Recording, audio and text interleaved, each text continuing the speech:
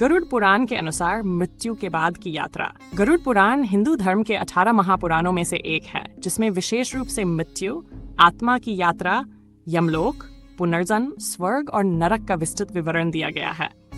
ये पुराण भगवान विष्णु और उनके वाहन गरुड़ के बीच हुए संवाद का संग्रह है। इसमें बताया गया है कि मृत्यु के बाद आत्मा किन किन अवस्थाओं से गुजरती है, कैसे उसके कर्मों का फल मिलता है और स्वर्ग नरक की स्थिति क्या होती है। इस लेख में हम गरुड़ पुराण के आधार पर मृत्यु के बाद आत्मा की यात्रा को विस्तार से समझेंगे। मृत्यु के समय आत्मा का शरीर से प्रस्थान। गरुड़ पुराण के अनुसार जब किसी व्यक्ति की मृत्यु होती है तो उसके कर्मों के आधार पर आत्मा शरीर छोड़कर एक नई यात्रा पर निकलती है। मृत्यु के समय व्यक्ति को अपने पूरे जीवन के कर्मों का स्मरण होता है। यदि व्यक्ति ने अच्छे कर्म किए हैं तो उसे शांति मिलती है, और यदि बुरे कर्म किए हैं तो उसे भयंकर कष्ट का अनुभव होता है। मृत्यु के तुरंत बाद आत्मा यमदूतों द्वारा ग्रहण की जाती है। ये यमदूत अच्छे और बुरे कर्मों के अनुसार आत्मा को यमलोक ले जाने के लिए आते हैं। जो पुण्यात्माएं होती हैं उन्हें देवदूत लेने आते हैं, जबकि पापी आत्माओं को भयावह यमदूत अपने साथ ले जाते हैं। गरुड़ पुराण के अनुसार मृत्यु के बाद आत्मा भटकती रहती है।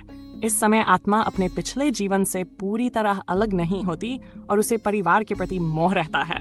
इस दौरान परिवार द्वारा किए गए श्राद्ध और तर्पण कर्म आत्मा को शांति प्रदान करते हैं। पहले 3 दिन आत्मा घर के आसपास रहती है और ये समझ नहीं पाती कि उसकी मृत्यु हो गई है। 4 से 10 दिन यमदूत आत्मा को धीरे धीरे यमलोक की ओर ले जाते हैं। 11 से 13 दिन आत्मा यमलोक के मार्ग पर आगे बढ़ जाती है और पितृलोक जाने के लिए तैयार होती है। इस दौरान किया गया पिंडदान आत्मा के लिए अत्यंत आवश्यक होता है। यमलोक की ओर आत्मा की यात्रा। गरुड़ पुराण में वर्णन है कि मृत्यु के बाद आत्मा को यमलोक की यात्रा करनी पड़ती है, जिसे स्वयं मार्ग कहा जाता है। ये यात्रा 47 दिनों में पूरी होती है, लेकिन इसे 1 वर्ष का समय भी लग सकता है। इस मार्ग में आत्मा को 16 भयंकर नदियों, कांटों से भरे रास्तों और कई कष्टदायी स्थानों से गुजरना पड़ता है। यमलोक की यात्रा के दौरान आत्मा को मिलने वाले कष्ट। 1. वैतरणी नदी। ये नदी जीवों के पापों से भरी होती है।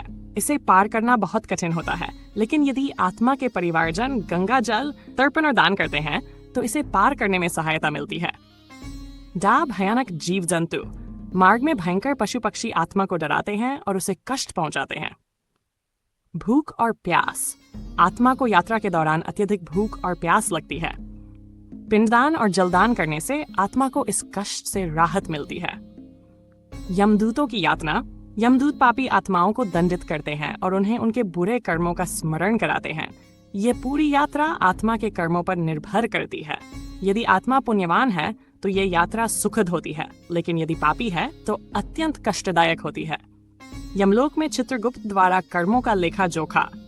यमलोक पहुंचने पर आत्मा को यमराज के दरबार में प्रस्तुत किया जाता है। यमराज के दरबार में चित्रगुप्त नामक देवता प्रत्येक आत्मा के जीवन भर के कर्मों का लेखा जोखा रखते हैं। गरुड़ पुराण के अनुसार प्रत्येक छोटे से छोटे कर्म को भी ध्यान में रखा जाता है और उसी के आधार पर आत्मा को स्वर्ग, नरक या पुनर्जन्म का मार्ग मिलता है। फैसले के संभावित परिणाम। यदि आत्मा ने अत्यधिक पुण्य किए हैं तो उसे सीधे स्वर्ग भेज दिया जाता है। यदि आत्मा ने बहुत अधिक पाप किए हैं तो उसे नरक में यातनाएं भुगतनी पड़ती हैं। यदि आत्मा के पुण्य और पाप समान हैं तो उसे पुनर्जन्म लेना पड़ता है। स्वर्ग और नरक का अनुभव। स्वर्ग का विवरण। गरुड़ पुराण के अनुसार स्वर्ग एक दिव्य स्थान है जहाँ केवल पुण्य आत्माएं जाती हैं। वहाँ अत्यधिक आनंद, सुंदरता और शांति होती है। स्वर्ग में इंद्रदेव का शासन होता है, जहाँ आत्माएं अप्सराओं और दिव्य सुखों का अनुभव करती हैं। नरक का विवरण। नरक उन आत्माओं के लिए होता है जिन्होंने अपने जीवन में अधर्म और पाप किए हैं। गरुड़ पुराण में 21 नरक का वर्णन किया गया है, जिनमें से कुछ प्रमुख इस प्रकार हैं। 1. तमिस्र, जहाँ लालची लोगों को अंधकार में रखा जाता है। 2. असिप्त्र वन, जहाँ अपराधियों को तेज धारदार पेड़ों से दंडित किया जाता है। कुंभिनिपाक, जहाँ मांसाहारियों को उबलते तेल में डाला जाता है। सार्फ, रौरव, जहाँ निर्दयी लोगों को भयंकर सर्पों द्वारा दंड दिया जाता है।